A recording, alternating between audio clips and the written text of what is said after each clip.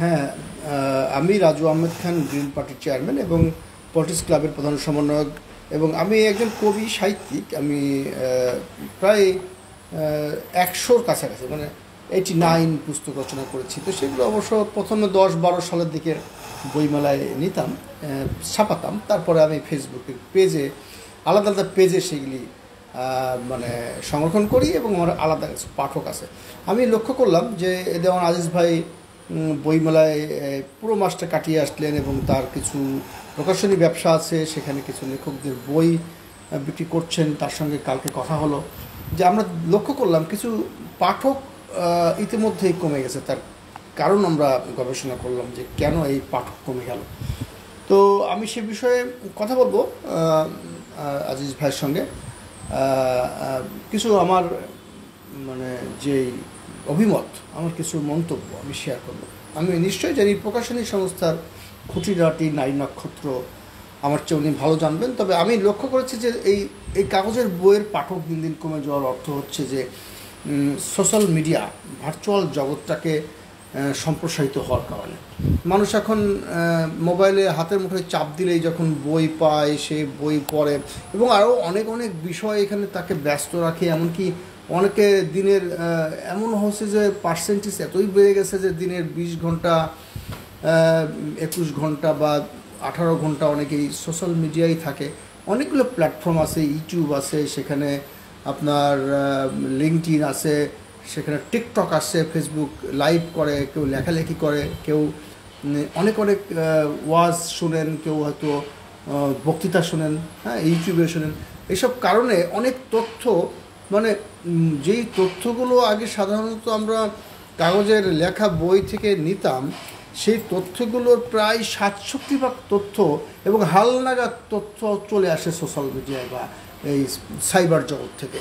ফলে হয় কি যে আমার কাছে যখন একজন কাগজের পত্রিকার পাঠক আসে, যিনি প্রতিদিন সকালবেলায় দীর্ঘদিনের অভ্যাস একটা কাগজের পত্রিকা পড়ার, তার কাছে যে তথ্য থাকে তার থেকে হালনাগাদ তথ্য থাকে যার হাতে মুঠোয় একটা অ্যান্ড্রয়েড ফোন আছে। সে একটা নিউজের লাইভ থেকে বা ফেসবুক থেকে বা নিউজের ইয়ে থেকে, অ্যাপস থেকে সে লেটেস্ট খবরটা নিচ্ছে, যে খবরটা সেই কাগজের পাঠকের কাছে পরের দিন যাবে, অন্তত পক্ষে 24 ঘন্টা বা 18 ঘন্টা পরে যাবে। তো সেই কারণে কিছু মানুষ, যেমন এখন এই কালকের তথ্য পেলাম যে 12,37,00,000 ভোটার, তার মানে এই সাবালক মানুষই 12 কোটি দেশে আছে, তাই না? তাদের মধ্যে প্রায় 10 কোটি 11 কোটি আছে তারা অ্যান্ড্রয়েড ফোন ব্যবহার করে। তাদের মধ্যে অনেক কম শিক্ষিত লোকেরাও কিন্তু ইউটিউব চালায়, অনেকে ফেসবুক চালায়, অনেকভাবেই তারা চেষ্টা করে থাকার জন্য। তার মানে শিক্ষিত, স্বশিক্ষিত, স্বল্প শিক্ষিত অনেক মানুষের হাতে এই সোশ্যাল মিডিয়া চলে যাওয়াতে কাগজের বই পড়ার অভ্যেস কমে গেছে। এবং সেটা হয়তো কিছুদিন আগে আপনারা সিডি ভিসিডি দেখেছিলেন যে সেগুলো কিন্তু বিলুপ্ত হয়ে গেছে, অডিও ক্যাসেট বিলুপ্ত হয়ে গেছে, ইভেন টর্চ লাইট বিলুপ্ত হয়ে গেছে, ক্যালকুলেটর, ঘড়ি বিলুপ্ত হয়ে গেছে অ্যান্ড্রয়েড ফোনের কারণে। হয়তো আপনি আশ্চর্য হবেন যে অদূর ভবিষ্যতে আপনার কাগজের বই আর কেউ পড়বেই না। আপনি কি বলবেন, একটু শেয়ার করবেন? হ্যাঁ, আপনি অনেক গুরুত্বপূর্ণ আলোচনা করেছেন এবং অনেক বিষয় নিয়ে এসেছেন যেগুলো আমাদের প্রকাশনা জগতের সাথে সম্পৃক্ত।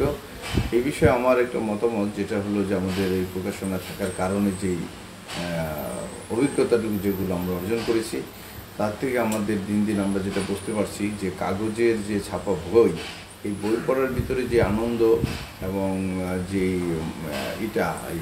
যে ধারণার বই পড়ার সময় বইয়ের ভিতরে ডুবে যাওয়া যায় এবং বই পড়ার যে একটা অন্য মহত্ব আছে, তো সেটা তো আছে, এটাকে আমরা স্বীকার করি। সেই জন্যই তো আমরা কাগজের ছাপা বইয়ের ভিতরে রয়েছি এবং বইটাকে আমরা চাই যে এটা আমাদের সকলের হাতে বই যাক। কিন্তু তার পাশাপাশি এখন আমাদের যে সোশ্যাল মিডিয়ায় যে একটা ভার্চুয়াল যে আমাদের একটা জগৎ সৃষ্টি হয়েছে, আকাশ সংস্কৃতি, যেখানে একটা মোবাইল হাতে থাকলে মানুষ সকল ধরনের তথ্য তারা পেয়ে যাচ্ছে এবং একটা বই বিষয়ে যখন সে চাচ্ছে যে আমি এই বইটা পড়বো, তখন সেই কাগজের একটা বই তার সংগ্রহ করতে অনেক কষ্ট হয় বা তাকে সংগ্রহ করে আনতে হয়, তার জন্য সময় লাগে।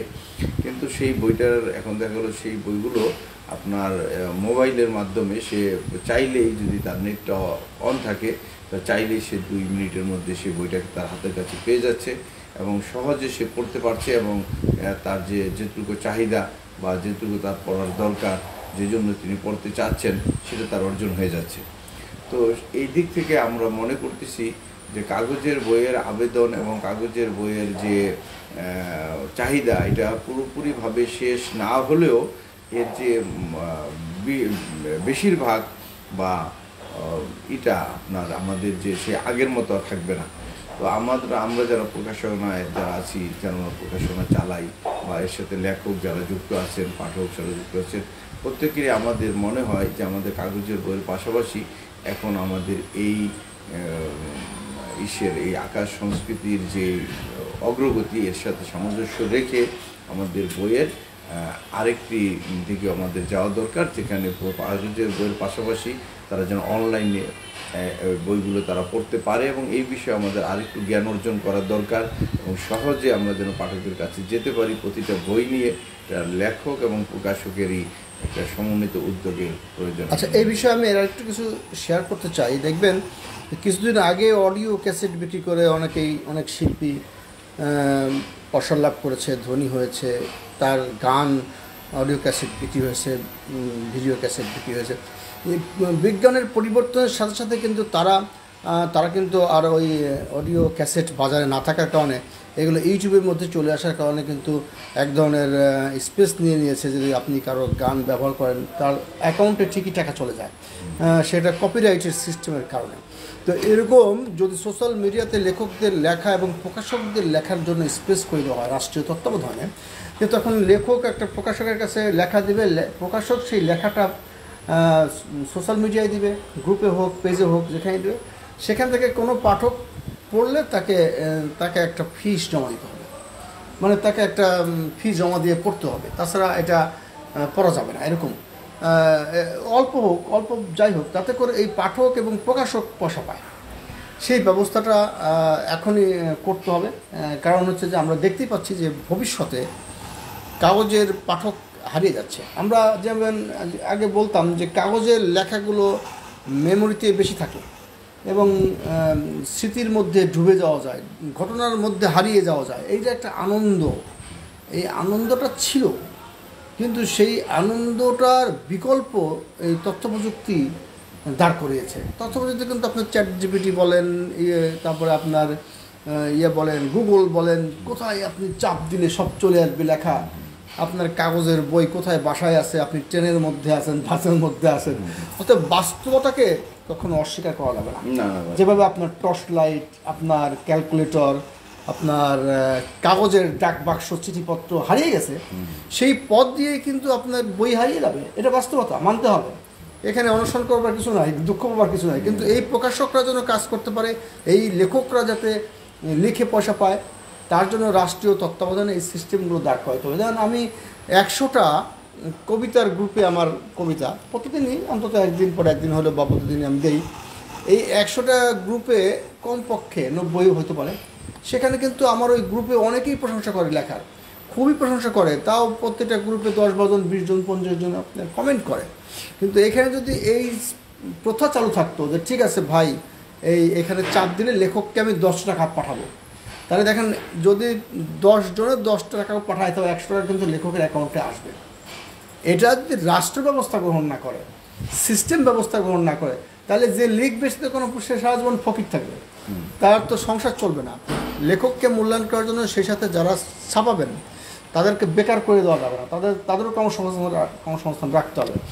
তাহলে যারা ছাপাবেন তারা তো সোশ্যাল মিডিয়ায় লেখা পেয়ে গেলে তো প্রকাশক তো সব বেকার হয়ে যাবে। সেজন্য প্রকাশকের মাধ্যমে যাতে লেখকরা লেখা পাঠাতে পারেন এবং প্রকাশকরা যেন সোশ্যাল মিডিয়ায় স্পেস পায় স্বীকৃতভাবে, সেই লিস্টেড প্রকাশকরা সেই লিস্টেড লেখকদের লেখা বিক্রি করবেন এবং সেটা প্রকাশকের কাছেও টাকা যাবে, একটা পার্সেন্টেজ লেখকের কাছেও যাবে। আমার প্রস্তাব আপনার কেমন লেগেছে, আপনি কিছু বলবেন?